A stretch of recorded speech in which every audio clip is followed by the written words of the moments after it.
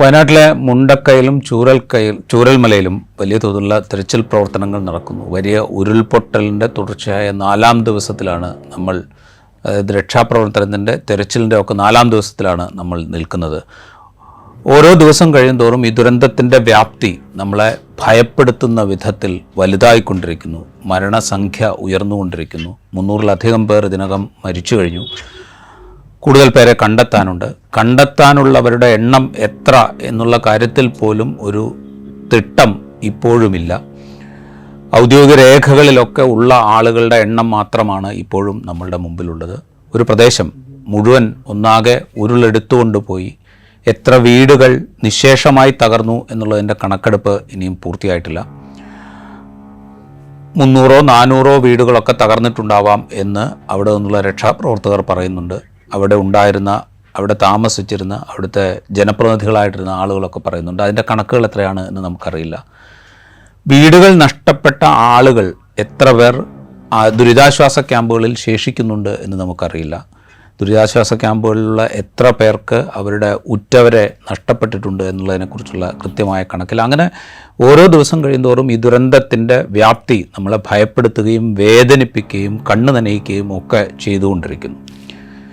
അതിനോടൊപ്പം മരിച്ചവരെ അല്ലെങ്കിൽ ഈ ഉരുളിനടിയിൽപ്പെട്ടു പോയവരെ കണ്ടെത്താനുള്ള ശ്രമങ്ങൾ തുടരുന്നുണ്ട്. അതിനൊപ്പം ഇതിൽ നിന്ന് രക്ഷപ്പെട്ട് ഇരകളായി മാറി നിൽക്കുന്ന മനുഷ്യരുണ്ട്. എല്ലാം നഷ്ടപ്പെട്ട്, സർവ്വതും നഷ്ടപ്പെട്ട്, പൂജ്യത്തിൽ നിന്ന്, ഏറ്റവും അടിസ്ഥാനപരമായി പൂജ്യത്തിൽ നിന്ന് ജീവിതം തുടങ്ങേണ്ട അവസ്ഥയിൽ നിൽക്കുന്ന നിസ്സഹായരായ മനുഷ്യരുണ്ട്. അവർക്ക് സാമ്പത്തിക സഹായമോ വീടോ ഒന്നും മാത്രം മതിയാകില്ല ഒരുപക്ഷെ അവരുടെ ജീവിതം തിരിച്ചു പിടിക്കുന്നതിന്. അതിന് പാകത്തിലേക്ക് ഒരു വലിയ പുനരധിവാസ പ്രക്രിയയിലേക്ക് നമ്മളിനി കടക്കേണ്ടതുണ്ട്. ഒരുപക്ഷെ തുടർച്ചയായുള്ള മാനസിക പിന്തുണ പോലും ഈ മനുഷ്യന്മാർക്ക് ആവശ്യമായിട്ട് വരും. ആ രൂപത്തിലുള്ള ഒരു പുനരധിവാസ പ്രക്രിയയിലേക്കാണ് ഒരുപക്ഷെ നമ്മൾ കടക്കേണ്ടി വരിക. കേരളം ഇതുവരെ കണ്ടിട്ടില്ലാത്ത വിധത്തിലുള്ള ആസൂത്രണം ആവശ്യമായ ഒരു പുനരധിവാസ പ്രക്രിയയെക്കുറിച്ചാണ് നമ്മൾ ചിന്തിക്കേണ്ടി വരിക. നമുക്കൊപ്പം ഇന്ന് ഉള്ളത് ഡോക്ടർ ജി ശങ്കറാണ്. പ്രകൃതിക്കിണങ്ങുന്ന നിർമ്മാണ രീതികളെക്കുറിച്ച് പഠിക്കുകയും അതിനെ പ്രോത്സാഹിപ്പിക്കുകയും ചെയ്യുന്ന ഹാബിറ്റാറ്റ് ടെക്നോളജീസ് ഗ്രൂപ്പിൻ്റെ സ്ഥാപകൻ കൂടിയായ ഡോക്ടർ ജി ശങ്കറാണ് നമുക്കൊപ്പം ഉള്ളത്. സ്വാഗതം സാർ. നമ്മളീ പറയുന്ന വയനാട്ടിലെ മുണ്ടക്കൈ, ചൂരൽമല, പുഞ്ചിരിമട്ടം അങ്ങനെയുള്ള പല സ്ഥലങ്ങളുടെ പേരുകൾ ഇതിനകം മലയാളികൾക്കേറെ പരിചിതമായിട്ടുണ്ട്. ഒരു പ്രദേശം ഒന്നാകെ ഒലിച്ചുപോയ കാഴ്ച നമ്മൾ നിരന്തരം കണ്ടുകൊണ്ടിരിക്കുകയും ചെയ്യുന്നുണ്ട്. ഈ ഒരു ദുരന്തത്തിൻ്റെ വ്യാപ്തി മുന്നിൽ കാണുമ്പോൾ എത്ര വലിയൊരു പുനരധിവാസ പ്രക്രിയയെക്കുറിച്ചാണ് നമ്മൾ ആലോചിക്കേണ്ടി വരിക എന്നാണ് താങ്കൾക്ക് തോന്നുന്നത്? ഒരുപക്ഷെ നിങ്ങൾക്കറിയാവുന്നതുപോലെ കഴിഞ്ഞ 30-ലേറെ വർഷങ്ങളായിട്ടാണ് ഞാൻ ദുരന്ത ഭൂമികളിലേക്കുള്ള യാത്ര തുടങ്ങിയതും തുടരുന്നത്. ലോകത്ത് വിവിധയിടങ്ങളിൽ വ്യത്യസ്തമായിട്ടുള്ള നടന്നിട്ടുള്ള ഒരുപാട് ദുരന്തങ്ങളുടെ നേർസാക്ഷ്യം കാണുവാൻ മാത്രമല്ല അതിൻ്റെ പരിപ്രേക്ഷ്യ നിർമ്മിതിയിൽ പങ്കാളിയായിട്ടുള്ള ഒരാളാണ്. ലോകമെമ്പാടും സുനാമിയുടെ കാലഘട്ടത്തിൽ 2004 അന്താരാഷ്ട്ര തലത്തിൽ തന്നെ ഏറ്റവും കൂടുതൽ ഇടപെടൽ നടത്തിയ ഒരു സംഘത്തിലെ ഒരാളെന്നുള്ള രീതിയിൽ ഏറ്റവും ഉന്നതമായിട്ടുള്ള ഐക്യരാഷ്ട്രസഭയുടെയും ലോകബാങ്കിൻ്റെയും ഒക്കെ അതിൻ്റെ ഉപദേശക സമിതി അംഗം എന്നുള്ള രീതിയിൽ തീർച്ചയായിട്ടും പല മാനങ്ങളിലൂടെയാണ് ദുരന്തങ്ങളെ കാണുന്നത്. നമ്മുടെ നാട്ടിൽ 2004 യഥാർത്ഥത്തിൽ ഒരു നമുക്കൊരു ദേശീയ ദുരന്തമായിട്ട് പ്രഖ്യാപിക്കുന്ന രീതിയിലുള്ള ഒരു ദുരന്തം നടന്നത്. അത് നമുക്കറിയാവുന്നതുപോലെ ഡിസംബർ 26 നമ്മുടെ ഓർക്കാപ്പുറത്ത് വന്ന സുനാമിയായിരുന്നു. കേരളത്തിൻ്റെ ഒരു വളരെ ചെറിയൊരു ഭാഗം മാത്രമാണ്, കരുനാഗപ്പള്ളിക്ക് അടുത്തുള്ള വളരെ ചെറിയ ഭാഗത്ത് മാത്രമാണ് ജീവന് നാശമുണ്ടായത്. എന്നിട്ട് പോലും 200-ലധികം ആൾക്കാർ മാത്രമാണ് കേരളത്തിൽ അന്ന് മരിച്ചുപോയത്. എന്നിട്ട് പോലും കേരളം പകച്ചു നിൽക്കുന്ന ഒരു കാഴ്ചയാണ് നമ്മൾ കണ്ടത്. അത് നമ്മുടെ എല്ലാം ഇപ്പോൾ മനസ്സിനകത്തുള്ള ഒരു നേർക്കാഴ്ചയാണ്. അതേസമയം അന്ന് നമ്മൾ എന്ത് ചെയ്യണം എന്നറിഞ്ഞുകൂടാതെ പകച്ചു നിൽക്കുന്നൊരു കേരളം 2018 ആയപ്പോഴേക്കും അടുത്ത ഒരു വലിയ ദുരന്തം, അതിനിടയ്ക്ക് ഓഖി ദുരന്തം വന്നു എന്നൊക്കെ എനിക്കറിയാം. 2018 ഈ വെള്ളപ്പൊക്കത്തിൻ്റെ ഒരു ദുരന്തം വന്നു. 2019 അത് തുടർന്നു. അത് അതിൻ്റെ കൂടെ വന്നിട്ടുള്ള പല ദുരന്തങ്ങളും, പിന്നീട് വന്നിട്ടുള്ള പല ദുരന്തങ്ങളുടെ മൂല കാരണം ഒരൊറ്റ കാരണമാണെന്ന് നമ്മൾ തിരിച്ചറിയുകയും ചെയ്തു. എന്താണ് അതിന് കാരണം? കേരളം ഒരു വ്യത്യസ്തമായിട്ടുള്ള പ്രത്യേകതകളുള്ള ഒരു ഭൂഭാഗമാണ്. ഒന്ന്, നമ്മുടെ ഈ നാശം, അതിൻ്റെ ഒരു പക്ഷേ ഏറ്റവും കൂടുതൽ ആളുകൾ മരിക്കുന്നതിൻ്റെ ഒരു കാരണം ഒരു പക്ഷേ ലോകത്തിലേക്ക് ജനസാന്ദ്രത കൂടിയ ഒരു സംസ്ഥാനമാണ് കേരളം. മാത്രമല്ല, കേരളത്തിന് വിചിത്രമായിട്ടുള്ള ഒരു കിടപ്പുണ്ടെന്ന് പറഞ്ഞാൽ ശരാശരി 40 കിലോമീറ്റർ മാത്രം വീതിയുള്ള ഒരു ഭൂഭാഗമാണ്. ഒരു ഭാഗത്ത് കടലും മറുഭാഗത്ത് ഈ പശ്ചിമഘട്ടത്തിൻ്റെ നീണ്ട നിരയുമുള്ള ഒരു ഭൂഭാഗമാണ്. നമുക്ക് നീണ്ട 700 കിലോമീറ്റർ നീണ്ട തീരപ്രദേശമുണ്ട്. അതോടൊപ്പം തന്നെ ഇടനാടുകളുണ്ട്, നീണ്ടു കിടക്കുന്ന മലനിരകളുണ്ട്. ഇതിനിടയ്ക്കാണ് നമ്മുടെ ഒരു കേരളമെന്ന സങ്കല്പം നമ്മൾ പുലർത്തിക്കൊണ്ടുപോകും. അതുകൊണ്ട് 3 കാര്യങ്ങൾ നമ്മുടെ കേരളത്തിൻ്റെ കാര്യം ഇടനാടുകളെ സംബന്ധിച്ചോളം, മലമ്പ്രദേശത്തെ സംബന്ധിച്ചോളം, തീരപ്രദേശത്തെ സംബന്ധിച്ചോളം വ്യത്യസ്തമായിട്ടുള്ള രീതിയിലുള്ള പ്രവർത്തനങ്ങളാണ് തീർച്ചയായിട്ടും നിർമ്മാണ മേഖലയിലേക്ക് വേണ്ടിയിരുന്നത്. അത് കേരളത്തിൻ്റെ, ഞാൻ അഭിമാനത്തോടെ പറയട്ടെ, കേരളത്തിൻ്റെ ഒരു ഭൗതിക ഒസ്യത്തായിരുന്നു അത്. മലയിൽ വെക്കുന്ന വീടുകൾ, ഇടനാടുകളിൽ വെക്കുന്ന വീടുകൾ, തീരപ്രദേശത്ത് വെക്കുന്ന വീടുകൾ പ്രത്യേകതയുണ്ടായിരുന്നു. ഞങ്ങൾ വിശ്വസിക്കുന്ന ഒരു ജൈവ വാസ്തുശില്പമുണ്ട്.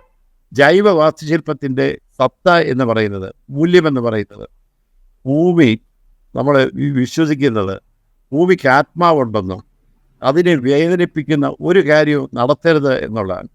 നമ്മൾ ഈ മനസ്സിലാക്കിയൊരു കാര്യം, 2004 കഴിഞ്ഞിട്ട് 2018, 2019, ഇപ്പോൾ 2024 കടന്നു വരുമ്പോൾ നമ്മൾ മനസ്സിലാക്കിയിട്ടുള്ള കേരളത്തിൽ അതിഭീകരമായിട്ടുള്ള പരിസ്ഥിതി നാശം സംഭവിച്ചുകൊണ്ടിരിക്കുക എന്നുള്ളതാണ്.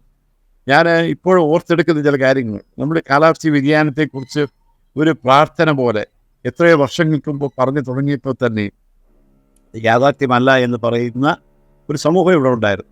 കാലാവസ്ഥ വ്യതിയാനം മിത്തെന്ന്, ക്ലൈമറ്റ് ചേഞ്ചസ് മിത്തെന്ന് പറയുന്ന വിശ്വസിക്കുന്ന ഒരു ഉദ്യോഗസ്ഥ സമൂഹവും ഒരു സമൂഹവും ഇവിടെ ഉണ്ടായിരുന്നു.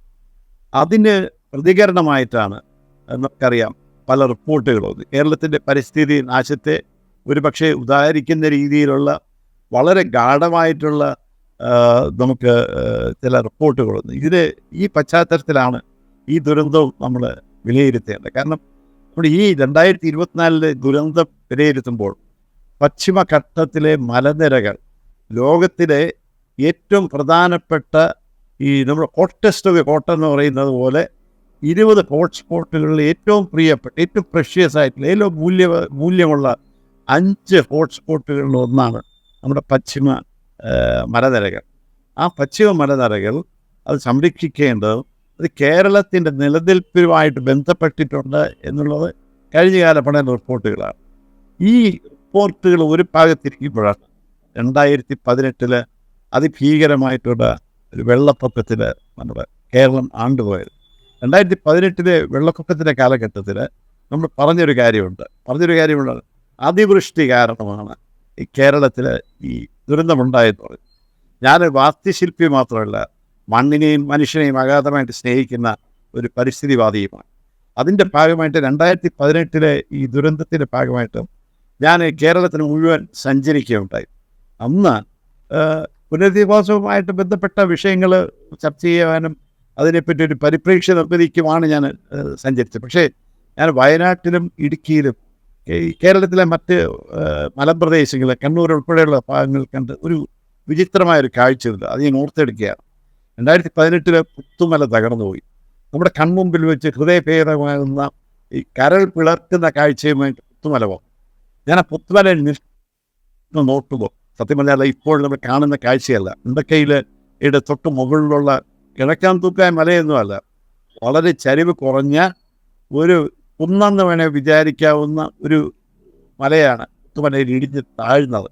ആ ഹൃദയഭേദമായ കാഴ്ച കാണുന്ന വേളയിൽ ഞാൻ വയനാട്ടിലെ മുഴുവൻ കാഴ്ചകളും കാണാം. വയനാട്ടിലെ ഭൂപ്രകൃതി എനിക്ക് കയ്യിലെ ഹസ്തരേഖ പോലെ എനിക്ക് പരിചിതമായൊരു ഭൂപ്രദേശമാണ്.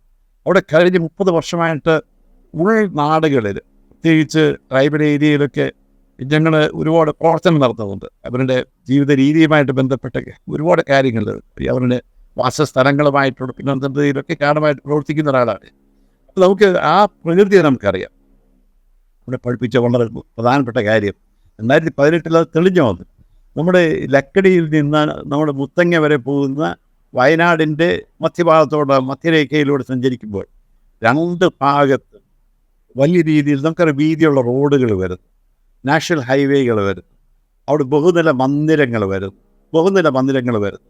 അങ്ങനെ വയനാടിൻ്റെ വനസമ്പത്ത് വികസനത്തിൻ്റെ പേരിൽ, ടൂറിസ്റ്റ് വികസനത്തിൻ്റെ പേരിലൊക്കെ മാറുന്നു. നമ്മുടെ വയനാടിൻ്റെ മണം എന്ന് പറയുന്ന കൃഷി രീതികൾ മാറുന്നു. ദ്രുതവാട്ടം എന്ന് പറഞ്ഞിട്ടൊരു അസുഖം വന്നിട്ട് കുരുമുളക് കൃഷി പൂർണ്ണമായിട്ടും നശിച്ചു പോകുന്നു. കാപ്പി കൃഷി, അത് വർഷങ്ങളായിട്ട് നമ്മൾ നൂറ്റാണ്ടുകളായിട്ട് വന്നിരുന്ന കാപ്പി കൃഷി വലിയ പ്രതിസന്ധിയിലെത്തുന്നു. അപ്പം നമ്മൾ മറ്റ് നാണ്യവിളകളുടെ ഇതിലേക്ക് വേണ്ടി നമ്മൾ മാറുകയാണ്. വയനാട്ടിൽ ആദ്യമായിട്ടാണ് അക്കാലത്ത് റബ്ബർ നട്ടു തുടങ്ങിയത്. അങ്ങനെയൊക്കെയുള്ള പ്ലാന്റേഷൻ രീതികൾ മാറി. നമ്മൾ പറയുന്ന ഒറ്റ കാര്യമാണ്, ഞാൻ കണ്ട ഭീതിതമായ കാഴ്ച മണ്ണിടിച്ചിലാണ്. 2 ഭാഗത്തും മണ്ണിൻ്റെ ദൗർബല്യം നമ്മളെ ബോധ്യപ്പെടുത്തിയിരുന്നു. 2018 അങ്ങോളം ഇങ്ങോളം, അത് ബത്തേരിയാണെങ്കിലും മാനന്തവാടിയാണെങ്കിലും കൽപ്പറ്റയിലെ വിവിധ പ്രദേശങ്ങളിലാണെങ്കിൽ തന്നെ മണ്ണിടിച്ചിൽ വളരെ വ്യാപകമായിരുന്നു. ചെറിയ കുന്നുകളിൽ മണ്ണിടിക്കുന്നു, റോഡിൻ്റെ സൈഡിൽ മണ്ണിടിക്കുന്നു, എല്ലാ ഭാഗത്തും മണ്ണിടിച്ചുകൊണ്ടിരിക്കുകയാണ്. അപ്പം എപ്പോഴാണ് നമ്മൾ പ്രത്യേകിച്ച് ഈ പ്രവൃത്തിയുമായിട്ട് ബന്ധപ്പെട്ട മണ്ണിൻ്റെ ഒരു ഘടന പരിശോധിക്കാനും നമ്മൾ ഇതല്ല. അപ്പം മണ്ണിൻ്റെ ഘടന പരിശോധിച്ചപ്പോഴാണ് മനസ്സിലായത്, വളരെ നമ്മൾ പരിസ്ഥിതി ലോലം എന്ന് പറയുന്ന ഒരു ഭാഷാപ്രയോഗമാണ് മലയാളികൾക്ക്. പക്ഷേ ആ ഭാഷാപ്രയോഗത്തിനപ്പുറം വളരെ സൂക്ഷ്മമായ പഠനം ആവശ്യപ്പെടുന്ന ഒരു സോയിൽ പ്രൊഫൈലാണ്, ഒരു ജിയോളജിക്കൽ സോയിൽ പ്രൊഫൈലാണ് നമ്മുടെ മുമ്പിൽ ഉണ്ടായത്. അതായത് ഫ്രാഗ്മെൻറ്റഡ് റോക്ക് എന്ന് പറയുന്നത് വിള്ളലുകളുള്ള പാറ നിറഞ്ഞൊരു സ്ഥലം. പാറ തമ്മിൽ ബന്ധമില്ലാത്ത രീതിയിൽ ചിതറിത്തെറിച്ച് വയ്ക്കുന്ന പാറ കഷ്ണങ്ങൾ, അതിൻ്റെ കൂടെ മണ്ണ്, പിന്നെയും പാറ, പിന്നെയും മണ്ണ് തുടങ്ങിയിട്ടുള്ള വളരെ വിചിത്രമായിട്ടൊരു ജിയോളജിക്കൽ പ്രൊഫൈലാണ് ഈ വയനാടിൻ്റെ മണ്ണിലുള്ളത്. ആ തമ്മിൽ ബന്ധമില്ല എന്നുള്ളതാണ്.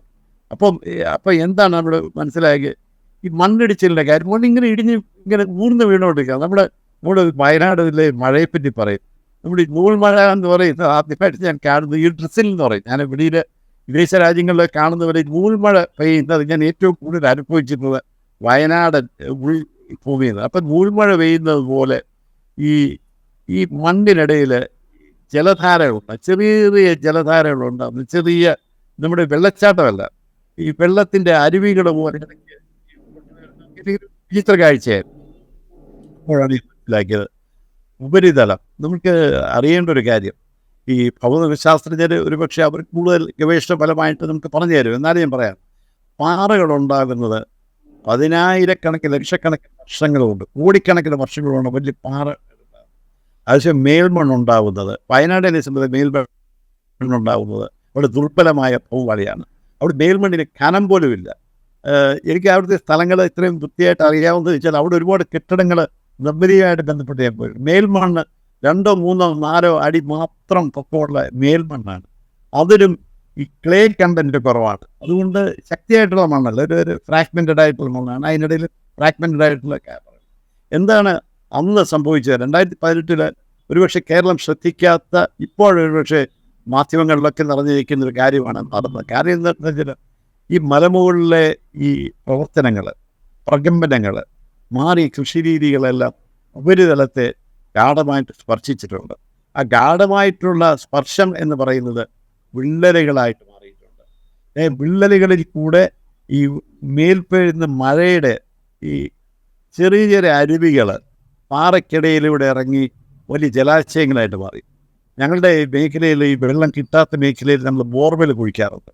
ബോർവെൽ കുഴിച്ച് തീരുന്നത് ഒരു ചെറിയ ജലാശയത്തിലാണ്. ഒരു 10-30 വർഷക്കാലം ഒരു കുടുംബത്തിന് ആവശ്യമുള്ള വെള്ളം വലിച്ച് ഊറ്റാവുന്ന രീതിയിലുള്ള ജലാശയത്തിലാണ് നമ്മൾ ബോർവെൽ കൊണ്ട് അവസാനിപ്പിക്കുന്നത്. അതേപോലെ ഈ വയനാട്ടിൽ ഈ ഇത്തരം ഫ്രാഗ്മെൻ്റഡ് റോക്സിൽ കൂടെ കയറി ഈ ഉള്ള വലിയ ജലാശയങ്ങൾ രൂപപ്പെടുന്നു എന്ന് പറയുന്നത് എനിക്കൊരു പുത്തൻ അറിവായിരുന്നു. ഞാൻ ആദ്യമായിട്ട് 2018 ഈ പുത്തുമല ദുരന്തത്തിന് മുമ്പ് വയനാട് സഞ്ചരിച്ചുകൊണ്ടിരുമ്പോൾ കണ്ടൊരു കാഴ്ച, ഒരു ഉൾവന ഇതിനകത്ത് പോയപ്പോഴത്തേക്കും പെട്ടെന്ന് എൻ്റെ മുമ്പിൽ കാണുന്ന കാഴ്ച ഭൂമി നഷ്ടപ്പെട്ട കാഴ്ചയാണ്. നമ്മുടെ കാൽ കീഴിലുള്ള ഭൂമി നഷ്ടപ്പെടുക എന്നൊക്കെയുള്ള ഭാഷാ പ്രയോഗമാണ്. പക്ഷെ ഇതല്ല, ഒരു വലിയൊരു ഭാഗം ഭൂമി കാണാനില്ല. ഉൾവനങ്ങളായതുകൊണ്ട് വലിയ അത് ശബ്ദമുണ്ടാക്കുന്നില്ല, മാധ്യമശക്തിയിൽ വരുന്ന വലിയൊരു കാണുന്നില്ല. അതിൻ്റെ ഫലമായിട്ട് നടത്തിയ കൗതുകകരമായിട്ടുള്ള എൻ്റെ അന്വേഷണങ്ങളാണ് ഒരു വിചിത്രമായൊരു പ്രതിഭാസത്തിലേക്ക് നയിച്ചത്. അതായത് വിചിത്രമായ പ്രതിഭാസം എന്താണ്? നമ്മുടെ ഭൂമിക്കടിയിലെ ജലാശയങ്ങൾ, വലിയ ജലാശയങ്ങൾ, കോടിക്കണക്കിന് ലിറ്ററുകൾ ആവാഹക ശേഷിയുള്ള ജലാശയങ്ങൾ, ഇത് ഏതെങ്കിലും ഒരു സമ്മർദ്ദത്തിൻ്റെ ഫലമായിട്ട്, അത് അതിവൃഷ്ടിയാവാം. നമ്മൾ വയനാട്ടിൽ ഇപ്പോൾ സംഭവിക്കുന്ന അതിവൃഷ്ടിയുടെ കാലമാണ്. ഒരു മേഘവിസ്ഫോടനം ഉണ്ടാവുകയും അതിവൃഷ്ടിയുടെ കാലത്ത് വെള്ളം അമിതമായ രീതിയിൽ വലിച്ചിറക്കുകയും ചെയ്യുന്ന സമയത്ത് സമ്മർദ്ദം കൂടും. സമ്മർദ്ദം എന്ന് പറഞ്ഞാൽ നമ്മൾ താങ്ങാനൊക്കാത്ത സമ്മർദ്ദമാണ്. 1 ലിറ്റർ വെള്ളത്തിന് 1 കിലോ വരുമ്പോൾ 1 കോടി ഈ ലിറ്ററെങ്കിലും കാണുന്ന ഒരു ജലാശയത്തിനെ സംബന്ധിച്ചിടത്തോളം എത്ര സമ്മർദ്ദമുണ്ടെന്ന് ഞാൻ നിങ്ങളോട് പറയേണ്ട കാര്യമില്ല. ഏതെങ്കിലും അതിവൃഷ്ടിയുടെ കാലത്ത് ഒരു എല്ലാ അടുത്തുള്ള ജലാശയങ്ങളിൽ നിന്ന് വെള്ളം വലിച്ചെടുക്കുന്ന രീതിയിലൊരു പ്രക്രിയ ഉണ്ടാവുകയും ഏറ്റവും ദുർബലമായ ഒരു ഭാഗത്ത് താഴോട്ട് വീഴുകയും ചെയ്യുക.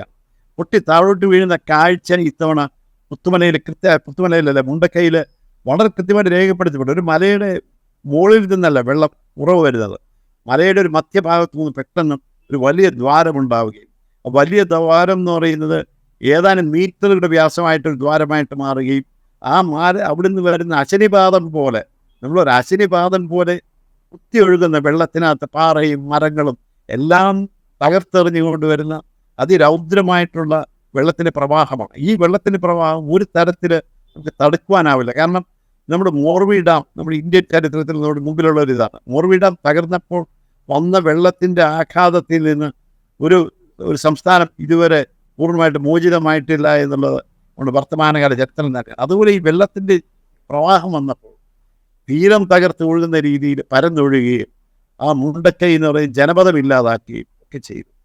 പക്ഷേ ഇപ്പോഴും ഞാൻ വിശ്വസിക്കുന്ന കാര്യം അതല്ല. നമ്മുടെ ഉറവ തുടങ്ങിയ സ്ഥലത്തിനടുത്ത് അതും ഒരു പേരില്ലാത്ത പാവപ്പെട്ടവരുടെ ആവാസ സങ്കേതമായിരുന്നു. അവിടെ ലയങ്ങളുണ്ടായിരുന്നു. അവിടെ മുഴുവൻ പ്ലാന്റേഷനാണല്ലോ. അതിന് മുകളിൽ വലിയ വൻകിട മുതലാളിമാരുണ്ടാക്കുന്ന വലിയ പ്ലാന്റേഷനാണ്. വലിയ പ്ലാന്റേഷൻ, ആയിരക്കണക്കിന് ഏക്കർ വരുന്ന പ്ലാന്റേഷൻ മാത്രമല്ല, ആ ഭൂമി മുഴുവൻ മേപ്പാടി ടൗണിൻ്റെ മുകളിലുള്ള ഈ ഭൂമി മുഴുവൻ, ദുർബലമായ ഭൂമി മുഴുവൻ വലിയ സ്വകാര്യ വ്യക്തികളുടെ കയ്യിൽ വലിയ ആയിരക്കണക്കിന് ഏക്കറുകളുടെ ലാൻഡ് ബാങ്കുകളുണ്ടാകും. അതിനകത്ത് എന്താണ് നടക്കുന്നതെന്ന് നമുക്ക് തിരിച്ചറിയില്ല. റിസോർട്ട് പണിഞ്ഞ് 10 കെട്ടിടം പൊങ്ങിക്കഴിഞ്ഞിട്ടായിരിക്കും നമ്മളൊരു പക്ഷേ ജനങ്ങൾ അറിയുന്നത് ഇങ്ങനെ ഒരു അകത്ത് പ്രവർത്തനം നടക്കുന്നുണ്ടെന്ന്. അത്രയും ഭീകരമായിട്ടുള്ള രീതിയിൽ വികസനം നടക്കുകയാണ്.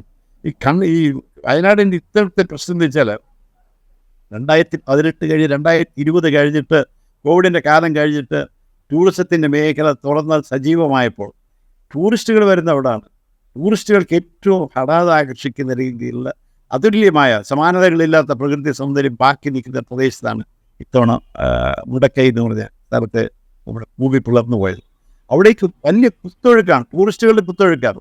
ടൂറിസ്റ്റുകളുടെ കുത്തൊഴുക്ക് എന്ന് പറയുന്നത് തീർച്ചയായിട്ടും സാമ്പത്തിക അവസരങ്ങളുണ്ടാക്കും. ഒരുപാട് നിർമ്മാണ പ്രവർത്തനങ്ങൾ അവിടെ വരുന്നു. അവിടെ ഒരുപാട് റിസോർട്ടുകൾ വരുന്നു.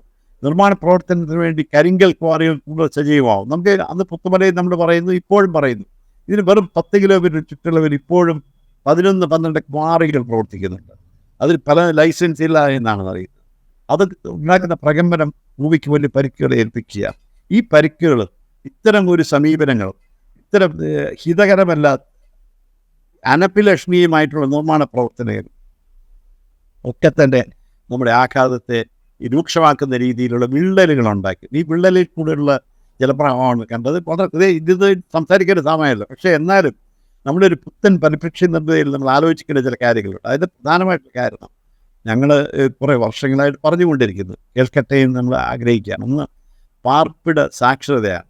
പാർപ്പിട സാക്ഷരത എന്ന് പറയുന്നത്, ഹാബിറ്റൽ ലിറ്ററസി എന്ന് പറയുന്നത് 4 ചുവരുകൾ നിർമ്മിക്കുന്നതല്ല. 4 ചുവരുകൾക്കപ്പുറത്ത് മനുഷ്യനുണ്ട് എന്നുള്ളൊരിതാണ്. മനുഷ്യൻ്റെ വേദനകളുണ്ട്. നിങ്ങൾ നേരത്തെ പറഞ്ഞതുപോലെ, രാജീവ് നേരത്തെ പറഞ്ഞതുപോലെ വിങ്ങലുകളുണ്ട്. ആ വിങ്ങലുകളെയും നെടുവീർപ്പുകളെയും ഒക്കെ നമുക്ക് ഒരിക്കലും ആശ്വസിപ്പിക്കാൻ ഒക്കാത്ത വിധം ഒറ്റപ്പെട്ട ജീവിതങ്ങൾ തണൽ വിരിക്കുകയാണ് നമുക്ക് വേണ്ടത്. തണൽ വിരിക്കുകയാണ് വേണ്ടത്. അതിനുവേണ്ടി കൃത്യമായിട്ടുള്ള ഒരു രൂപകൽപ്പന വേണം, കൃത്യമായിട്ടുള്ള ഒരു സമീപനം വേണം. അവിടെ തന്നെ ഒരു പക്ഷേ ദുർബലമായ ഭൂമിയിൽ തന്നെ 2ാമത് വീട് കൊടുക്കുക. അതിനുവേണ്ടി പുതിയ ടെക്നോളജികൾ വരും. അതാണ് എനിക്ക് പേടി. Every disaster is an opportunity. നിർമ്മാണ മേഖല എന്ന് പറയുമ്പോൾ പെട്ടെന്ന് പുത്തൻ ടെക്നോളജികൾ, പ്രീ ഫാബ്രിക്കേറ്റഡ് വീടുകൾ, കേരളത്തിനൊട്ടും ഭൂഷണമല്ലാത്ത, കേരളത്തിൽ ഒരിക്കലും നടപ്പാക്കാനൊക്കാത്ത പ്രീ ഫാബ്രിക്കേറ്റഡ് വീടുകളിലെ ഇതിൻ്റെ വ്യാപനത്തെക്കുറിച്ച് ഇപ്പോൾ ഇതിനകം തന്നെ പലതിലും ചർച്ച തുടങ്ങി. അങ്ങനല്ല വേണ്ടത്. അവിടുത്തെ സാധാരണക്കാരുടെ, അവിടുത്തെ പാവപ്പെട്ടവർ, വീട് നഷ്ടപ്പെട്ടവരുടെ ജീവിത കൂടെ ബന്ധപ്പെടുത്തിക്കൊണ്ടുള്ള നാടൻ നിർമ്മാണ വസ്തുക്കൾ കൊണ്ട് എങ്ങനെ ഭൂകമ്പത്തെ അതിജീവിക്കുവാനായിട്ട്, അല്ലെങ്കിൽ ഈ വെള്ളപ്പൊക്കത്തെ അതിജീവിക്കുവാനായിട്ട്, പ്രകൃതിയെ അതിജീവിക്കാൻ കഴിയുന്ന ഒരു നിർമ്മാണ പ്രക്രിയയ്ക്കാണ് നമ്മൾ രൂപം കൊടുക്കുന്നത്. നമ്മൾ തിരിച്ചു കൊടുക്കേണ്ട ഒരു ജീവനാണ്, വീടല്ല തിരിച്ചു കൊടുക്കേണ്ട ഒരു ജീവനാണ് തിരിച്ചു കൊടുക്കേണ്ടത്. അപ്പം അത്തരൊരു വ്യവസ്ഥയിൽ കൂടെ, ഒരു വിവക്ഷയിൽ കൂടെ വേണ്ടിയുള്ള ഒരു ഡോക്ടർ ശങ്കർ, ഞാൻ അത് തന്നെയാണ് ചോദിക്കാൻ ഉദ്ദേശിച്ചതും. കാരണം വെച്ച് കഴിഞ്ഞാൽ ഇപ്പം ഈ താങ്കൾ പറഞ്ഞു നിർത്തിയ ഒരു ഭാഗമുണ്ടല്ലോ, അതായത് നമ്മൾ ജീവനാണ് തിരിച്ചു കൊടുക്കേണ്ടത്, ഒരു വീടോ അല്ലെങ്കിൽ മറ്റ് അടിസ്ഥാന സൗകര്യങ്ങളോ മാത്രമല്ല എന്നുള്ളത്. അപ്പം ആ പാകത്തിലുള്ളൊരു ആസൂത്രണം, ആ പാകത്തിലുള്ളൊരു രൂപകൽപ്പന എന്നൊക്കെ പറയുമ്പോൾ അതിലെന്തൊക്കെ കാര്യങ്ങൾ നമ്മൾ പരിഗണിക്കേണ്ടി വരും, എന്തൊക്കെ ഘടകങ്ങൾ നമ്മൾ അതിൽ ഉൾച്ചേർക്കേണ്ടി വരും, അതിനെക്കുറിച്ചൊക്കെ ആലോചിക്കണ്ടേ നമ്മൾ? തീർച്ചയായിട്ടും.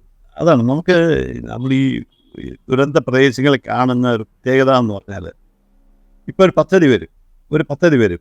അത് മിക്കവാറും സംസ്ഥാന തലസ്ഥാനത്ത് വേറെ ഇരുന്ന ആൾക്കാരുടെ ഒരു വിദഗ്ധന്മാരുടെ സമിതി ഉണ്ടാക്കി ഒരു മണ്ടൻ ഡിസൈൻ ഉണ്ടാക്കും. മണ്ടൻ ഡിസൈൻ എന്ന് പറയുന്നത് ക്രൂരമായ ഭാഷാപ്രയോഗം എന്ന് എനിക്കറിയാം. എന്നാലും അവിടെ വ്യത്യസ്തങ്ങളായിട്ടുള്ള ആവശ്യങ്ങളുള്ള ആൾക്കാരുണ്ട്. ഈ നടക്കാൻ കഴിയാത്ത ആൾക്കാരെ കാണും, ഈ ശാരീരിക ശേഷി കുറവായിട്ടുള്ള ആൾക്കാരെ കാണും, വിധവകൾ കാണും. അതേസമയം അച്ഛനമ്മയും മക്കളും കൂടെ താമസിക്കുന്ന കൂട്ടുകുടുംബത്തിൻ്റെ ഘടനയാണ്. ഇവരെയൊക്കെ വ്യത്യസ്തമായിട്ട് കണ്ടുകൊണ്ട് ഉള്ളൊരു പരിപ്രേക്ഷ്യ നിർമ്മിതിയാണ് നമുക്ക് ആവശ്യം. അവരെല്ലാവർക്കും മുഖങ്ങളുണ്ടെന്നും അവർക്കെല്ലാവർക്കും ആശകളുണ്ടെന്നും ഒക്കെയുള്ള രീതിയിൽ തന്നെ ആവണം നമ്മൾ നിർമ്മിക്കേണ്ടത്. അതായത് ചില വീടുകൾക്ക്, ഉദാഹരണത്തിന് ഒറ്റയ്ക്ക് താമസിക്കുന്ന ഒരാളുടെ വീടിന് ഒരു മുറി മതി. അതേസമയം ഒരു കുടുംബമായിട്ട് താമസിക്കുന്നവരുടെ ആവശ്യങ്ങൾ വ്യത്യസ്തമാണ്. അപ്പോൾ അവരുടെ ഒരു വളരെ ഗാഢമായിട്ടുള്ള, ഉപരിതല സ്പർശിയായിട്ടല്ലാതെ ഗാഢമായിട്ടുള്ള ഒരു സോഷ്യൽ സർവേ നടത്തണം. സോഷ്യൽ സർവേ നടത്തിയിട്ട് അതിൻ്റെ ഇൻഡിക്കേറ്റേഴ്സ് എന്ന് പറയും. ഇതൊരു അന്താരാഷ്ട്ര വൊക്കാബുലറിയാണ്. ഇൻഡിക്കേറ്റേഴ്സ് വെച്ചിട്ടാണ് അടുത്ത നമ്മുടെ ഒരു പരിപ്രേക്ഷ്യ നിർമ്മിതിയിലേക്ക് പോകേണ്ടത്. ആ ഇൻഡിക്കേറ്റർ നിർമ്മിതിയിലാണ് വേണ്ടത്. അപ്പോൾ ഇൻഡിക്കേറ്റേഴ്സ് വേണം. ഒരു ഗാഢമായ സോഷ്യൽ സർവേ മാത്രമല്ല, നമ്മൾ ഇവരെ ഒരു സ്ഥലത്തു നിന്ന് മാറ്റുകയാണ്. ഈ ഉരുൾപൊട്ടൽ വന്ന ആ ദുരന്ത ഭൂമിയിലേക്ക് തീർച്ചയായിട്ടും ഓർമ്മകൾ കാണും. പക്ഷേ അവിടുന്ന് മാറ്റി താമസിപ്പിക്കുകയാണ്. പക്ഷേ മാറ്റി താമസിക്കുന്നത് അത് അവർക്ക് തീർത്തും അന്യമായിട്ടുള്ള ഒരു ഭൂമിയിലേക്കാവരുത്. അതിന് പകരം ഭൂമിയിലേക്ക് തന്നെയാവരുത്. അവർക്ക് ഇതിനടുത്ത് തന്നെ ഒട്ടും സാധ്യതയില്ലാത്ത, ഇത്തരം ദുരന്തങ്ങൾക്ക് സാധ്യതയില്ലാത്ത സ്ഥലങ്ങൾ കണ്ടുപിടിക്കേണ്ടത് തീർച്ചയായും ഭരണകൂടത്തിൻ്റെ ആവശ്യമാണ്. അപ്പം അത് അവരുടെ മണ്ണാണ്, അവരുടെ വേണ്ടപ്പെട്ടവരെ കിടന്നുറങ്ങുന്ന മണ്ണാണ്. ഇത് കാണാത്തവർ മൺമറയത്ത് കിടക്കുന്നുണ്ടെന്നാണ് പറയുന്നത്. അവരുടെ ഓർമ്മകളുടെ പ്രധാനമാണ്. ഓർമ്മകളെ വിട്ടുപോകാനായിട്ട് അവർ ഒരിക്കലും തയ്യാറാണ്. പക്ഷേ അവരുടെ സുരക്ഷിതത്വം കണക്കാക്കി അതിന് യുക്തമായിട്ടുള്ള ഭൂമി കണ്ടെത്തിയിട്ട് വളരെ അവരെ കൂടെ നിർത്തിയിട്ടുള്ള ഒരു ഇതാണ്. ഞാനതാ പറഞ്ഞത്, ഒരു വീടല്ല നമ്മൾ നിർമ്മിക്കുന്നത്, ഒരു ജീവിതത്തിൻ്റെ പുനർനിർമ്മിതിയാണ്. അതിന് വേണ്ടിയിട്ടുള്ളൊരു പരിപ്രേക്ഷ്യം മാറണം. ഇവർക്ക് ജീവിക്കാൻ നിവൃത്തിയില്ലാത്ത ആൾക്കാരാണ്. അവർക്ക് ജീവിക്കാൻ സഹായകരമായിട്ടുള്ള ഒരുപക്ഷെ തൊഴിൽ സാധ്യതകളൊക്കെ ആ സ്ഥലത്ത് ചെയ്യാൻ കഴിയുന്ന രീതിയിലുള്ള സാമ്പത്തിക അവസരങ്ങൾ ഒരുപക്ഷെ കിട്ടാവുന്ന രീതിയിലുള്ള അവരുടെ ജീവിതത്തിൻ്റെ പുനർനിർമ്മിതിക്കാണ് നമ്മൾ ചെയ്യേണ്ടത്. അല്ല അടിസ്ഥാന സൗകര്യങ്ങൾ, ഒരു വീടുണ്ടാക്കി കൊടുത്തിട്ടുള്ള സമൂഹത്തെ നമ്മൾ മുറുകെ ചേർത്ത് പിടിക്കണം, ഹൃദയത്തോട് ചേർത്ത് പിടിക്കേണ്ട അവസരം. എല്ലാം നഷ്ടപ്പെട്ടവരാണ്. അപ്പോൾ ആ പരിപ്രേക്ഷ്യ നിർമ്മിതി വളരെ സെൻസിറ്റീവായിട്ട് ചെയ്യണം. പിന്നെ ഞാൻ നിങ്ങളുടെ മുമ്പിൽ ഒരു കാര്യം കൂടെ പറയട്ടെ. അതായത് നമുക്കിനി സമയമില്ല, നമുക്കിനി കേരളത്തിന് സമയം ബാക്കിയിരിക്കുന്നില്ല. ഞാൻ പണ്ട് MT വാസുദേവൻ പറഞ്ഞൊരു വാക്യം ഓർമ്മിച്ചത്, കരിയിലേക്കിടയിൽ മരണം കാത്തിരിപ്പുണ്ട്, അവൻ എവിടെയോ ഒളിച്ചിരിപ്പുണ്ടെന്ന് പറഞ്ഞതുപോലെ കേരളത്തിൻ്റെ സവിശേഷമായ ഭൂപ്രകൃതി, ഏറ്റവും അതിൽ കൂടുതൽ ദുഃഖിപ്പിക്കുന്ന പരിസ്ഥിതി നാശം, ഇത് പഠിക്കാതിരിക്കരുത്. പരിസ്ഥിതി നാശം 2018 വെള്ളപ്പൊക്കത്തിന് ആളുകൾ മരിച്ചുപോയ എണ്ണം നമ്മൾ പഠിച്ചു. ഉരുൾപൊട്ടൽ ആളുകൾ മരിച്ചുപോയവരുടെ എണ്ണം നമുക്കറിയാം. അവർക്കുറിച്ച് വീട് വയ്ക്കുന്ന പ്രക്രിയയിലായിട്ട് ചുരുങ്ങരുത്. അതിനേക്കാൾ അപ്പുറം പരിസ്ഥിതി നാശത്തെ പ്രതിരോധിക്കുന്ന രീതിയിൽ ഇനി സമയമില്ല. ഞാനതാ പറഞ്ഞത്, നഗരവൽക്കരണത്തിന് കടുത്ത ചൂട് ഇന്ത്യയിൽ അനുഭവപ്പെട്ടു തുടങ്ങി. വയനാട് പോലുള്ള പ്രദേശങ്ങളിലൊക്കെ തന്നെ നഗരവൽക്കരണം പിടിമുറുക്കുകയാണ്. കൽപ്പറ്റയുടെയും ഈ നമ്മുടെ മാനന്തവാടിയുടെയും സുൽത്താൻ ബത്തേരിയുടെ മുഖം എത്ര പെട്ടെന്നാണ് മാറിയത് നമ്മൾ കാണാം. അവിടേക്ക് നഗരങ്ങളായിട്ട് മാറിയിരിക്കുന്നു. ഈ ചെറിയ പട്ടണങ്ങളായിരുന്ന കൽപ്പറ്റ വലിയ നഗരമായിട്ട് മാറിയിരിക്കുന്നു. സുൽത്താൻ ബത്തേരി അതിനേക്കാളും വലിയ നഗരമായിട്ട് മാറിയിരിക്കുന്നു. ഈ നഗരം പൂർണ്ണമായിട്ടും നഗരവൽക്കരണത്തിൻ്റെ ഇതിനകത്തൊരു 10-30 വർഷത്തിന് വയനാട് നീങ്ങുന്നുള്ളതിന്. പക്ഷേ അത് നഗരവൽക്കരണം വരുമ്പോഴും അത് ജനസാന്ദ്രത അതിഭീകരമായിട്ട് വർദ്ധിക്കാൻ പോകണം. അപ്പോഴും നമുക്ക് വളരെ അമൂല്യമായിട്ടുള്ള കാടുകൾ നിർത്തി, കൃഷിസ്ഥലങ്ങൾ നിർത്തി, വയനാടിൻ്റെ എല്ലാവരും പറയും വയലിൻ്റെ നാടെന്നല്ലേ വയനാടെന്ന് പറയുന്നത്. ആ വയൽ ഇപ്പോൾ കാണാനേ ഇല്ല. ഇപ്പോൾ അതൊക്കെ ചതുപ്പ് നിലങ്ങളാണ്. വാട്ടർ റിട്ടൻഷൻ ഒരു സ്ട്രക്ചേഴ്സാണ് അതൊക്കെ. വയലുകളെന്ന് പറയുന്നത് വലിയ രീതിയിൽ വെള്ളത്തെ ആവാഹിക്കാനായിട്ടുള്ള ഒരു ജൈവ വ്യവസ്ഥയാണ്. അതൊക്കെ മാറി, അതൊക്കെ വീടുകളായിട്ട് മാറി, മറ്റ് നിർമ്മാണ പ്രവർത്തനങ്ങൾ മാറി ചെയ്യുന്നത് വളരെ ദുഃഖകരമായ കാഴ്ചയാണ് വയനാട് മുഴുവൻ. അപ്പോൾ വയനാടിന് വേണ്ടി നമ്മൾ പറയുന്ന ഒരു പരിപ്രേക്ഷ്യം നിർബന്ധിക്കൊണ്ട് ഒരു അത്യാവശ്യമായിട്ട് ചെയ്യേണ്ട കാര്യം, വയനാടിൻ്റെ പ്രത്യേകതയുള്ള സംസ്ഥാനത്തിൻ്റെ നിയമങ്ങളല്ല വയനാട് വേണ്ടത്, സംസ്ഥാനത്തിൻ്റെ ബിൽഡിംഗ് റൂളുകളോ സംസ്ഥാനത്തിൻ്റെ നിയമങ്ങളല്ല വേണ്ടത്. വയനാടിന് വേണ്ടി പ്രത്യേകമായിട്ടൊരു ഡെവലപ്മെൻറ്റ് അതോറിറ്റി, ഒരു നിയമസംഹിതയുടെ പരിരക്ഷയോടുകൂടിയുള്ള ഇടപെടലുമാണ് വേണ്ടത്. അത് കർശനമാക്കണം. അത് തീർച്ചയായിട്ടും ഭരണകൂടത്തിൻ്റെ കർത്തവ്യമാണ്, കർശനമായിട്ട് നടപ്പാക്കണം. അതിനകത്ത് ആളുകളെയാണ് മുന്നിൽ നിർത്തേണ്ടത്. ജനസൗഹാർദ്ദപരമായിട്ടുള്ള തീർച്ചയായും അവരോട് കാര്യം പറഞ്ഞാൽ മനസ്സിലാക്കും. കാര്യം പറഞ്ഞാൽ മനസ്സിലാവും. ഞാൻ പറയുന്നത് അവരോട് സത്യം പറയൂ, മനസ്സിലാവും. അവരാണ് നമ്മളെക്കാളും കാടിനെ സ്നേഹിക്കുന്നത്, അവരാണ് നമ്മളെക്കാളും പ്രകൃതിയെ സ്നേഹിക്കുന്നത്. അങ്ങനത്തെ ഒരു വ്യവസ്ഥയിൽ വളർന്നു വന്നൊരു ജനസമൂഹമാണ് വയനാടെന്നുള്ളതിന് എനിക്ക് വേറെ സാക്ഷ്യങ്ങളൊന്നുണ്ട്. അതെൻ്റെ ജീവിത സാക്ഷ്യം തന്നെ. അതുകൊണ്ടാണ് ഞാൻ പറയുന്നത്. ഇപ്പോൾ താങ്കൾ നേരത്തെ സൂചിപ്പിച്ച ഈ സാമൂഹ്യമായ ഒരു കണക്കെടുപ്പ് എന്ന് പറഞ്ഞല്ലോ. അപ്പോൾ ഇതിപ്പോൾ ഈ പല നിലകളിൽ ജീവിച്ച മനുഷ്യന്മാരുണ്ടാവും അവിടെ. വളരെ താഴെത്തട്ടിൽ ജീവിച്ച മനുഷ്യന്മാരുണ്ടാവും, കുറേയൊക്കെ സാമ്പത്തികമായി മെച്ചപ്പെട്ട നിലയിൽ ജീവിച്ച മനുഷ്യന്മാരുണ്ടാവും. ഇവരുടെ ജീവിത നിലവാരം എന്ന് പറയുന്നത് അവർ തിരിച്ചു വരുമ്പോൾ ഒരുപക്ഷെ ആ നിലവാരത്തിലേക്കൊന്നും അവർക്ക് എത്തിപ്പെടാൻ കഴിയാത്ത സാഹചര്യം ഉണ്ടാവും. അപ്പോൾ ഇതൊക്കെ കണക്കിലെടുത്തുകൊണ്ടുള്ള ഇത് ഓരോന്നും നമ്മൾ പഠിക്കേണ്ടി വരും. ഈ സാമൂഹ്യമായി വിവരങ്ങൾ ശേഖരിക്കുക എന്ന് പറയുമ്പോൾ ഇത്തരം ഘടകങ്ങളൊക്കെ നമ്മൾ പഠിക്കേണ്ടി വരും. എത്ര ആളുകൾ ഉണ്ടായിരുന്നു, അവരിൽ എത്ര പേർ അവശേഷിക്കുന്നുണ്ട്, അവർക്ക് എത്ര സൗകര്യം വേണം, അവർ ഏത് നിലയിലാണ് മുൻകാലത്ത് ജീവിച്ചിരുന്നത്, അവരെന്ത് ഉപജീവന മാർഗമാണ് നേരത്തെ ഉണ്ടായിരുന്നത്, അത് ഇനി തുടരാൻ കഴിയുന്നൊരു സാഹചര്യമുണ്ടോ.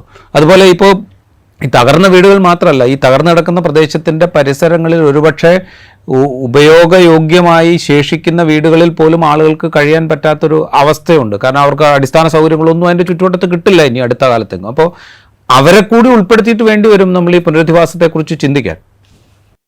100% രാജീവ്, 100% ഞാൻ താങ്കളുടെ ഭാഗത്തോടെ കയറി. അങ്ങനത്തെ ഒരു ഉൾക്കാഴ്ചയാണ് വേണ്ടത്. ഞാൻ നേരത്തെ പറഞ്ഞൊരു വാക്കുണ്ട്, ചേർത്ത് പിടിക്കുന്ന, ഞങ്ങൾ നിങ്ങളോടൊപ്പമുണ്ടെന്ന് അവരെ ബോധ്യപ്പെടുത്തുന്ന ഒരു നിർമ്മാണ പ്രക്രിയ നടക്കുള്ളൂ.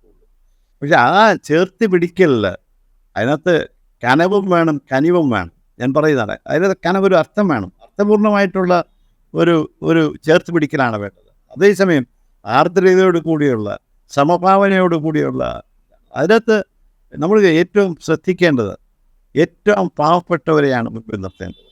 മറ്റൊരു എനിക്ക് സർക്കാരിൻ്റെ ചുമതലമുള്ള ഒരാളെന്ന് എനിക്ക് തോന്നുന്നില്ല. ഒരു പക്ഷേ ഒരു അപ്പർ മിഡിൽ ക്ലാസ് എന്ന് പറയുന്ന ആൾക്കാരുടെ പുനരധിവാസമല്ല, ഏറ്റവും പാവപ്പെട്ട ആൾക്കാർ പുനരധിവാസമാണ് സർക്കാർ ഏറ്റവും ഊന്നൽ കൊടുക്കേണ്ടത്. അവർക്ക് ഒന്നും എല്ലാം നഷ്ടപ്പെട്ടവർ, ഭൂമി നഷ്ടപ്പെട്ടവർ, ജീവിതം നഷ്ടപ്പെട്ടവരിൽ പുനരധിവസിപ്പിക്കാൻ ആദ്യത്തെ ഘട്ടത്തിൽ വേണ്ടത്. അതിനുവേണ്ടി കേരളം ഒന്നിച്ച് നിൽക്കുന്നൊരു കാഴ്ചയുണ്ട്. അത് അത്ഭുതകരമായ കാഴ്ചയാണ്. ഞാൻ ഇത്രയും ഒരു സോഷ്യൽ മൊബിലൈസേഷൻ ഞാൻ ലോകത്ത് കണ്ടിട്ടില്ല. ഞാൻ ജപ്പാൻ തൊട്ട് ഹൈത്തി വരെയുള്ള സ്ഥലങ്ങളിൽ ജോലി ചെയ്തിട്ടുള്ള ഒരാളാണ്. അപ്പോൾ ഞാൻ പറഞ്ഞ ഇത്രയും ഒരു സോഷ്യൽ മൊബിലൈസേഷൻ കണ്ടിട്ടില്ല. അത് അത്ഭുതകരമായൊരു ഒത്തുചേരലാണ്. കേരളം ഒറ്റ മനസ്സോടുകൂടി നിൽക്കുകയാണ്. അതൊരു വലിയൊരു കാര്യമാണ്. അതിൻ്റെ രാഷ്ട്രീയ ഭേദമില്ലാതെ, മതദ്വേഷമൊന്നും ഇല്ലാതെ ഒറ്റ ഇതിനകത്ത് നമ്മളെല്ലാം വിവരത്തോട് വയനാടിന് ചേർത്തില്ല. ചേർത്ത് പിടിക്കൽ എന്ന് പറയുന്നതിൻ്റെ മാനങ്ങളാണ് പ്രധാനം. അതുകൊണ്ടാണ് ഞാൻ പറയുന്നത്, ചേർത്ത് പിടിക്കലിൽ പരിരക്ഷയുടെ, സുരക്ഷിതത്വത്തിൻ്റെ കവചങ്ങളും കൂടെ ചേർത്ത് വെച്ചിട്ട് വേണം അവർ ചെയ്യാൻ. അപ്പോഴും ഞാനത് പറയാം, every disaster is an opportunity. അതിനുവേണ്ടി ഉള്ള ഓപ്പർച്യൂണിറ്റികൾ, കാശുണ്ടാക്കാനുള്ള ഓപ്പർച്യൂണിറ്റി ആയിട്ട് വളരെ നിർമ്മാണ മേഖലയെ കണക്കാക്കും. കാശുണ്ടാക്കാൻ നമുക്ക് അബദ്ധജടിലമായിട്ടുള്ള സാങ്കേതിക അറിവുകൾ നമ്മളുടെ പുറത്ത് കൊണ്ടുവന്ന് അത് സ്ഥാപിക്കുവാനായിട്ട് പ്രീ ഫാബ്രിക്കേഷൻ ടെക്നോളജി കുറഞ്ഞ് വരും. ഇത് പല വേഷത്തിൽ വരും, പല വേഷത്തിൽ പല രൂപത്തിൽ വരും. അതെല്ലാവരും പറയുന്നത് ഗ്രീൻ ടെക്നോളജീസാണ്. അതാണ് എനിക്ക് വലിയ വിഷമായിട്ടുള്ളത്. അതെല്ലാം ഗ്രീൻ ടെക്നോളജീസ് എന്നുള്ള രീതിയിൽ ഈ വ്യാജന്മാരെ അവതരിപ്പിക്കുകയും അവരെ കെട്ടി എഴുന്നള്ളിക്കുകയും ചെയ്യുന്ന കാര്യങ്ങൾ തീർച്ചയായിട്ടും ഇതുമായിട്ട് സംബന്ധിച്ച് വരും. ഇതിനെ യഥാർത്ഥ ജനങ്ങൾ തിരിച്ചറിയുകയും അവരുടെ ജീവിത രീതിയുമായിട്ട് അവരുടെ മണ്ണിനും കാലാവസ്ഥയ്ക്കും സാമൂഹിക കാലാവസ്ഥയ്ക്ക് യോജിക്കുന്ന രീതിയിലുള്ള ഒരു പുനർനിർമ്മാണ പ്രക്രിയയാണ് ചെയ്യേണ്ടത്. നമുക്ക് വളരെ ശക്തമായിട്ടുള്ള ചില സംവിധാനങ്ങൾ പറയാതിരിക്കാൻ പറ്റും. കേരളത്തിൽ ദുരന്ത നിവാരണ അതോറിറ്റി വളരെ ശക്തമായിട്ടുള്ള സംവിധാനങ്ങൾ. എനിക്ക് തോന്നുന്നു ഇന്ത്യയിൽ ഏറ്റവും ശക്തമായിട്ടുള്ള സംവിധാനം നമുക്ക് ദുരന്ത നിവാരണ അതോറിറ്റി ഉണ്ട്. അതേപോലെ റീബിൽഡ് കേരള മിഷൻ എന്ന് പറഞ്ഞിട്ട് ഒരു പദ്ധതി തന്നെ ഉണ്ട്, റീബിൽഡ് കേരള മിഷൻ. പക്ഷേ അതൊക്കെ ഉണ്ടാകുമ്പോൾ അവരെ ശക്തിപ്പെടുത്തുക എന്നുള്ളതാണ് ഒരു പക്ഷേ എനിക്ക് വർത്തമാനകാല കാര്യം. പിന്നെ ഒരു കാര്യം എനിക്ക് എല്ലാവരോടും പറയാനുള്ളത്, പിന്നെ റീസെറ്റിൽമെൻ്റ് ആണെങ്കിലും റീഹാബിലിറ്റേഷൻ ആണെങ്കിലും 2 കാര്യങ്ങളാണ്. പുനരധിവാസം എന്ന് പറയുന്നത് ഇപ്പോഴും വേദനാജനകമാണ്. അവരുടെ ഹൃദയഭൂമിയിൽ നിന്ന് പറിച്ചെടുത്ത് കളഞ്ഞ് മറ്റൊരു ഭൂമിയിലേക്ക് സ്ഥാപിക്കുമ്പോൾ അതിന് വേദന വളരെ വലുതാണെന്ന് നമ്മൾ മനസ്സിലാക്കണം. അത് താമസിക്കും തോറും നമ്മൾ അവരുടെ മുറിവ് ഉണങ്ങുന്നതിന് മുമ്പ് അവരെ പുനരധിവസിപ്പിക്കേണ്ട കാര്യമുണ്ട്. അതിനുവേണ്ടി വളരെ ജാഗ്രതയോടുകൂടിയുള്ള കരുതലോടെ സംവിധാനം വേണം. അതിനുവേണ്ടി എത്രയും പെട്ടെന്ന് ഭൂമി കണ്ടെത്തണം, അതിനെപ്പറ്റി പ്രാഥമികമായിട്ട് പഠിക്കണം. ഞാൻ അതിനെക്കുറിച്ച് ചോദിക്കാൻ പോയായിരുന്നു ഡോക്ടർ ശങ്കർ. ഇപ്പോൾ സുനാമിയുടെ കാര്യം താങ്കൾ സൂചിപ്പിച്ചല്ലോ. അപ്പോൾ സുനാമിയുടെ പുനരധിവാസം എന്ന് പറയുന്നത് എത്ര ദീർഘകാലം എടുത്തിട്ടാണ് അത് പൂർത്തിയായത്? ഇതിപ്പോഴും അതിൻ്റെ മുഴുവൻ പൂർത്തിയായിട്ടുണ്ടോ എന്ന് തന്നെ സംശയമാണ്. 2020 വരെയൊക്കെ സുനാമി പുനരധിവാസ പദ്ധതി പൂർത്തിയാകാത്തതിനെക്കുറിച്ചുള്ള വാർത്തകൾ കൈകാര്യം ചെയ്തതിൻ്റെ ഓർമ്മ എനിക്കുണ്ട്. 2021 അതിപ്പോഴും പൂർത്തിയായിട്ടുണ്ടോ എന്ന് എനിക്കറിയില്ല. അതുപോലെ ഇപ്പോൾ കോഴിക്കോട് തന്നെ പശുക്കടവ്, അവിടെ വലിയ ഉരുൾപൊട്ടൽ നേരത്തെ ഉണ്ടായിരുന്നു. അതിൻ്റെ തുടർച്ചയായുള്ള പുനരധിവാസ പദ്ധതി വൈകിപ്പോയതിനെക്കുറിച്ച് വാർത്തകൾ നമ്മളുടെ മുമ്പിലുണ്ട്. അങ്ങനെ പല ഘട്ടങ്ങൾ. ഇപ്പോൾ എനിക്ക് തോന്നുന്നു പുത്തുമല പോലും അത് പൂർത്തിയായിട്ടില്ല എന്ന് തോന്നുന്നു, 5 വർഷത്തിനപ്പുറവും. അപ്പോൾ ഇത് പക്ഷേ നമ്മൾ ഈ പറഞ്ഞ ഇതിൽ നിന്നൊക്കെ ഭിന്നമായ ഒരു സാഹചര്യമാണ് കേരളത്തിന് മുന്നിലുള്ളത്. ഒരുപക്ഷെ കേരളം രൂപീകൃതമായതിനു ശേഷം കണ്ട ഏറ്റവും വലിയ ദുരന്തം എന്ന് പറയാവുന്ന ഒരു സംഗതി. മരണസംഖ്യ ഒരു പക്ഷേ 500 മേലേക്ക് പോയേക്കാം എന്ന് അവിടെയുള്ള രക്ഷാപ്രവർത്തനത്തിൽ ഏർപ്പെടുന്ന നമ്മളുടെ സഹപ്രവർത്തകരൊക്കെ പറയുന്നുണ്ട്. അപ്പോൾ അത്രയും വലിയൊരു ദുരന്തത്തിന് മുമ്പിലാണ് നമ്മൾ നിൽക്കുന്നത്. അപ്പോൾ അതിൻ്റെ പുനരധിവാസം എന്ന് പറയുന്നത് വളരെ സൂക്ഷ്മമായി ആസൂത്രണം ചെയ്യുകയും ആ ആഘാതത്തിൻ്റെ പരിക്കുകൾ എത്രത്തോളം കുറയ്ക്കാൻ സാധിക്കുമോ അങ്ങനെ ആ മനുഷ്യരുടെ പരിക്കുകൾ കുറയ്ക്കാൻ പാകത്തിലുള്ളതാവുകയും അത് സമയബന്ധിതമായി നടപ്പാക്കപ്പെടുകയും ഒക്കെ വേണം. അതിനെന്ത് മാർഗം എന്നുള്ളൊരു അതിനൊരു ഏജൻസി ചിലപ്പോൾ വേണ്ടി വരും. അതിന് മാത്രമായിട്ടുള്ളൊരു നടത്തിപ്പ് സംവിധാനം വേണ്ടി വരും. അങ്ങനെയൊക്കെ ആലോചനകൾ ഉണ്ടാവുമായിരിക്കും അല്ലേ? തീർച്ചയായിട്ടും നമുക്ക് അതിനുള്ള സംവിധാനങ്ങൾ ഇപ്പോഴേ ഉണ്ട്. ഞാൻ ഇതായിട്ട് പറയില്ല, ഇപ്പോഴേ ഉണ്ട്. അതിന് ഒരു ഏകോപനമാണ് പ്രധാനം. നമുക്ക് വിവിധ ഡിപ്പാർട്ട്മെൻറ്റിലുള്ള ശക്തിയോടുകൂടി മനസ്സുള്ള ഏകോപനം തന്നെ വലിയ കാര്യങ്ങൾ സൃഷ്ടിക്കാമെന്ന് നമ്മുടെ വർത്തമാനകാല സാക്ഷ്യമുണ്ട്. നമ്മുടെ ഈ രക്ഷാപ്രവർത്തനങ്ങളിലുള്ള ഏകോപനം പോലെ പുനരധിവാസ പ്രവർത്തനം ഏകോപനം ഉണ്ടായിക്കഴിഞ്ഞാൽ വലിയൊരിതാവും. പക്ഷേ എന്ത് കാര്യം ചെയ്താലും അത് പരിസ്ഥിതി സൗഹാർദ്ദമായിട്ടുള്ള നിർമ്മാണ രീതികൾ കൊണ്ടുവന്ന് നമുക്കൊരു പുത്തൻ ഒരു സാക്ഷര കേരളം സൃഷ്ടിക്കുവാനായിട്ടുള്ള നമുക്കൊരു പുത്തൻ വാക്ക് വേണേൽ നമുക്ക് ഉപയോഗിക്കാം. ദുരന്ത സാക്ഷരത എന്ന് പറയുന്ന, ഡിസാസ്റ്റർ ലിറ്ററസി എന്ന് പറയുന്ന രീതിയിലുള്ള ഒരു പുത്തൻ ഒരു നിർമ്മിതിയിലേക്ക് നമ്മൾ മാറണം. അത് പരിപ്രേക്ഷ്യ നിർമ്മിതിയാണ്. ഈ കെട്ടിട നിർമ്മാണത്തിൻ്റെ രീതി എന്നല്ല പറയുന്നത്, ഒരു പരിപ്രേക്ഷ്യ നിർമ്മിതി. ആ പരിപ്രേക്ഷ്യ നിർമ്മിതിയിലാണ് ഞാൻ പറയുന്നത്. വ്യത്യാസം ഉണ്ടാവണം. അതിന് വേണ്ടിയിട്ടുള്ള എന്താ പറയുക, ശൈക്ഷണിക ശക്തി നമുക്കുണ്ട്. ഈ ആളുകളെ ഗാഢമായിട്ട് സ്നേഹിക്കുന്ന രീതിയിലുള്ള സംവിധാനങ്ങളുണ്ട്. ഇത് രണ്ടും ഉള്ള ഒരു നാട്ടിൽ തീർച്ചയായിട്ടും ഇത്തരം ഒരു പുത്തൻ പരിപ്രേക്ഷ്യ നിർമ്മിതി വളരെ ലളിതമായിട്ട്, എനിക്കറിയാം ഇത് രൂക്ഷമായിട്ടുള്ളതാണ്, വളരെ സങ്കീർണമായിട്ടുള്ള പ്രക്രിയയാണെങ്കിലും നടപ്പാക്കാവുന്ന ഒരു സ്ഥലമാണിത്. കാരണം അത് എൻ്റെ സാക്ഷ്യം എന്നുള്ളത്, ഞാൻ 40 വർഷങ്ങൾക്ക് മുമ്പ് ചിലവ് കുറഞ്ഞ ഈ ഭവന നിർമ്മാണ രീതികളെ പറ്റി ഒക്കെ ഞാൻ സംസാരിച്ച് തുടങ്ങുന്ന കാലഘട്ടത്തിൽ അന്ന് എന്നെ എന്താ പറയുന്നത്, 2 കൈയിൽ നീട്ടി സ്വീകരിച്ചത് മലയാളി ജനതയാണ്. ഞാൻ ഈ ഒരു ജനതയോട് ഞാൻ അങ്ങേയറ്റം കടപ്പെട്ടിരുന്നു. കാരണം പരീക്ഷണങ്ങൾക്ക് എപ്പോഴും തയ്യാറായിട്ട് നിൽക്കുന്ന ഒരു മനസ്സുണ്ട്. അതാണ് മലയാളി മനസ്സിൻ്റെ വലിയൊരു നന്മ എന്ന് പറയുന്നതാണ്. ഇല്ലെങ്കിൽ ഞങ്ങളെപ്പോലുള്ളവർക്ക് ഒരു വ്യത്യസ്ത ഭാഷ സംസാരിക്കാൻ ശ്രമിക്കുന്ന ആൾക്കാരെ സംബന്ധിച്ചിടത്തോളം ഒരു ബദൽ നിർമ്മാണ സങ്കല്പം മുമ്പോട്ട് വയ്ക്കുന്ന ആൾ നിൽക്കാനൊക്കെ ഇല്ല. അതുകൊണ്ടാണ് അത് തീർച്ചയായിട്ടും വയനാട് ഒരു മാതൃക സൃഷ്ടിക്കുന്നത്. വയനാട് ഞാൻ പറയുന്ന അന്താരാഷ്ട്ര സത്ത തന്നെ അതിനകത്ത് വരും. വയനാടൻ മാതൃക. നമുക്ക് ചെറിയ മാതൃകകളുണ്ട്. ഞാൻ അതും കൂടെ നിങ്ങളുടെ പറഞ്ഞിട്ട് ഞാൻ അവസാനിപ്പിക്കാം. അത് നമ്മുടെ ഈ ഗോത്രവർഗ ജീവിതശൈലിയെ അനുസ്മരിപ്പിക്കുന്ന ഒരു പദ്ധതി ഈ വയനാട് ഈയിടെ തുടങ്ങിയുണ്ടായി. ടൂറിസം വകുപ്പും ബാക്കിയുള്ള സംസ്ഥാന സർക്കാർ വകുപ്പുമായിട്ട് വന്നിട്ടുള്ള ഒരു ഊര എന്ന് പറഞ്ഞിട്ടുള്ളൊരു ഒരു ചെറിയ ഒരു ഇതുണ്ടായി. ആ പരീക്ഷണത്തിന് എത്ര വലിയ സ്വീകാര്യതയാണ് കിട്ടിയത്. അതാണ് റെസ്പോൺസിബിൾ ടൂറിസം എന്ന് പറയുന്നത്. അതാണ് റെസ്പോൺസിബിൾ ബിൽഡിംഗ് എന്ന് പറയുന്നത്. ആ പരീക്ഷണത്തിന് എന്ത് വലിയ സ്വീകാര്യത. അപ്പം നമുക്ക് വയനാടൻ മണമുള്ള, വയനാടൻ ഫ്ലേവർ എന്ന് പറയുന്ന രീതിയിൽ രുചിയുള്ള ഒരു ഒരു രീതി ഉണ്ടാക്കി കഴിഞ്ഞാൽ തീർച്ചയായിട്ടും അത് തന്നെയാവും അവരുടെ ശമിപ്പിക്കുന്നത്. നമുക്ക് വീട് ഉണ്ടാക്കുന്നതിന് നമുക്കൊരു വ്യവസ്ഥയുണ്ട്. എന്താണ്? വീട് അമ്മയുടെ മടിത്തട്ട് പോലെ ആവണമെന്ന് പറയുന്നത്.